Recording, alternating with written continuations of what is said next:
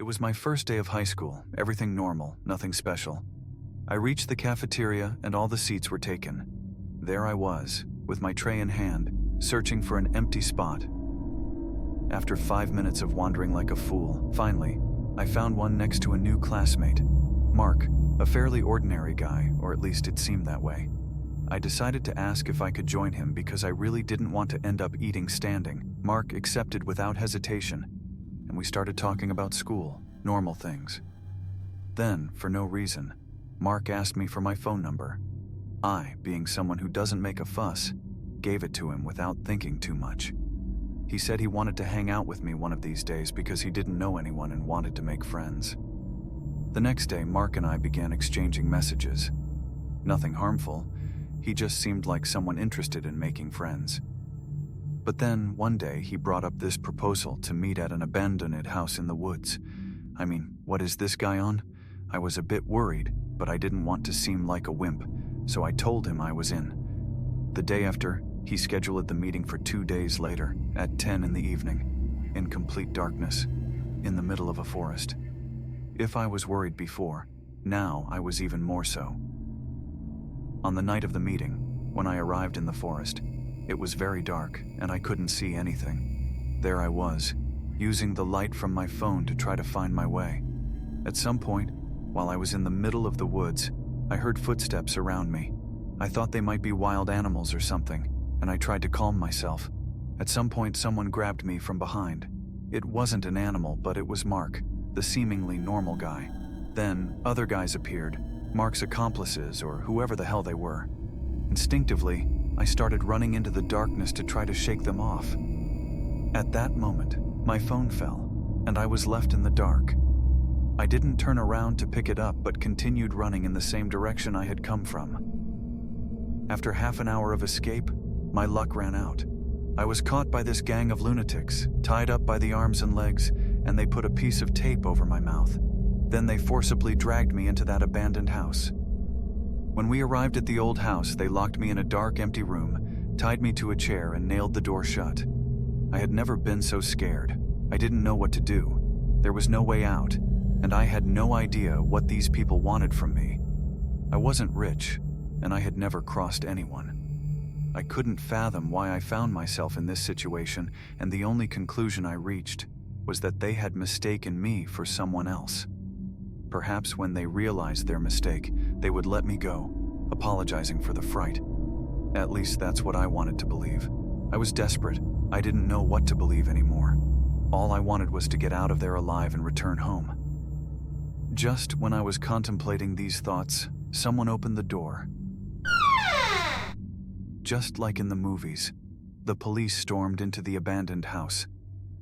I swear I felt my heart leap with relief. They arrested Mark and the others, and finally, I was liberated from that nightmare. Imagine my face when the police handcuffed them.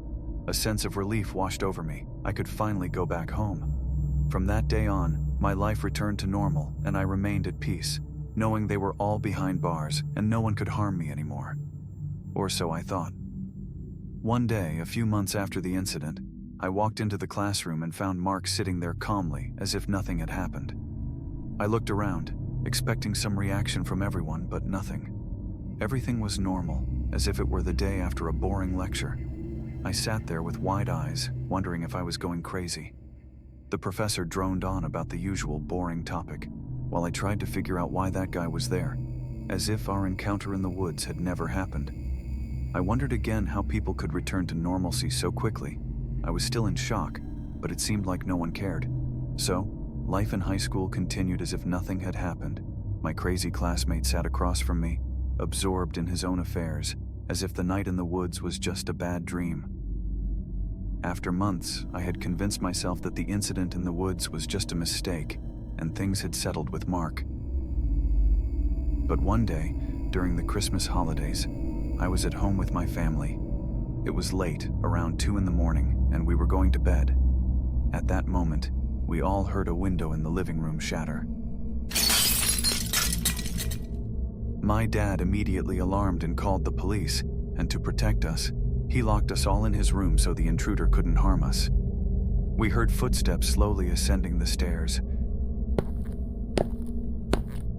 and then silence. The intruder made no noise, and it didn't seem like he wanted to steal anything. After a few minutes of silence, he tried to open the door to our room. Our blood ran cold. It seemed like the intruder didn't want to rob the house but wanted one of us. With increasing force, he tried to force the lock, and in the meantime, we searched for hiding spots in the room to save ourselves in case the intruder managed to get in. We tried to slip into the wardrobe, get under the bed, even under the mattress to avoid being found. Finally, after 30 minutes, the police arrived, bursting in just like that night at the house in the woods. For a moment, it felt like I was there again. After 2 or 3 minutes, we heard the police shouting to tell us they had caught him, so we reassured ourselves and opened the door. At that moment, my blood ran cold. Among the police, with a knife in hand, there was Mark. I didn't even want to think that he was here to seek revenge for the past incident in the woods, but I couldn't find any other explanations because, otherwise, why would he break into my house when there were 1,000 other houses and much wealthier people to steal from? The answer was that he probably wanted to kill me to avenge his friends who had been caught.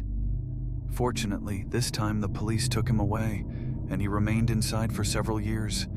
Even today he is still inside, and I don't know if when he gets out he will still seek revenge.